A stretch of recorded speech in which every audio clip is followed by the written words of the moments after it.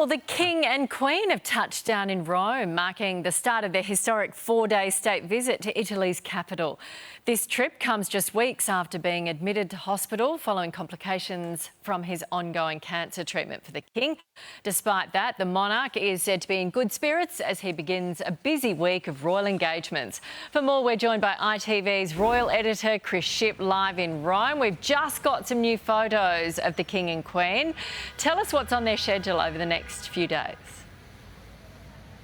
Yeah, good morning, Nat. Buonasera from Rome, where we've actually been around the city trying to find you the best backdrop. You're spoilt for choice in Rome, so I hope you like what we've chosen. Look, there's so much to talk about. Let's firstly look at those photos that were released for the King and Queen's wedding anniversary, which is tomorrow, Wednesday, your time. They're going to spend it here in Rome, not focusing on their own relationship, actually, but focusing on the relationship between the UK and Italy. And as you've just been talking about in your programme, there is so much going on in the world right now in terms of Donald Trump's tariffs and fractured relations all over the place. Then this visit's very much about mending or healing some of those relations, particularly between those sort of partners you can rely on, trading partners, allies, and all the rest of it. So a busy time for them.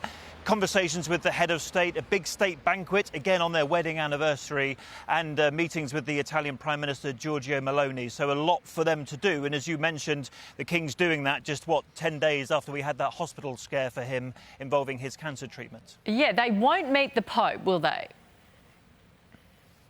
No, in fact, the Pope cancelled on them. You know, I've got a little tiny suspicion that perhaps the King will run off and make a private visit there. I don't know for sure, but given that we saw the Pope on Sunday here in Rome, that in itself was unexpected.